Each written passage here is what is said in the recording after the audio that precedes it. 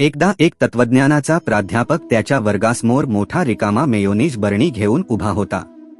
त्याने बरणी वरच्या बाजूला मोठ्या दगडांनी भरली आणि आपल्या विद्यार्थ्यांना विचारले की बरणी भरली आहे का.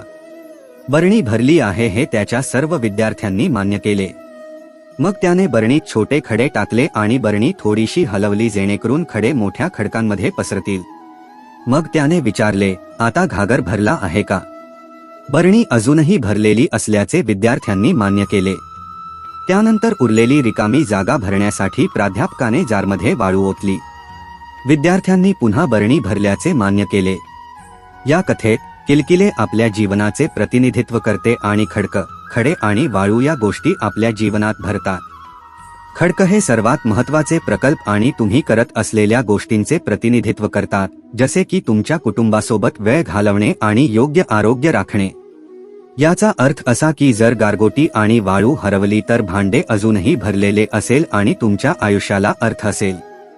खडे तुमच्या जीवनातील महत्त्वाच्या गोष्टींचे प्रतिनिधित्व करतात, परंतु त्याशिवाय तुम्ही जगू शकता.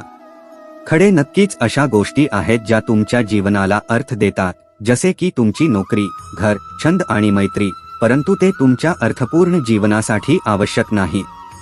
या गोष्टी बऱ्याचदा येतात आणि जातात आणि आपल्या सर्वांगीण कल्याणासाठी कायमस्वरूपी किंवा आवश्यक नसतात.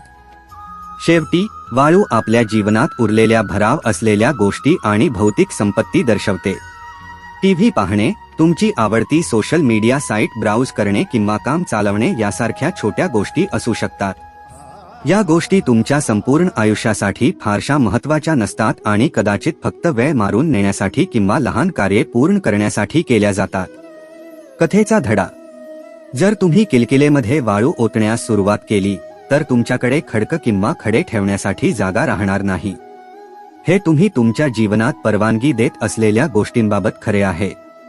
तुम्ही तुमचा सगळा वेळ छोट्या आणि बिनमहत्त्वाच्या गोष्टींवर घालवल्यास तुमच्याकडे खरोखर महत्त्वाच्या गोष्टींसाठी जागा उरणार नाही. अधिक प्रभावी आणि कार्यक्षम जीवन जगण्यासाठी खडकांवर लक्ष द्या, कारण ते तुमच्या दीर्घकालीन कल्याणासाठी आवश्यक आहेत. जर काही नवीन शिकले असाल तर चॅनेलला असाच तुमचे प्रेम देत रहा आणि सबस्क्राईब करा. धन्यवाद.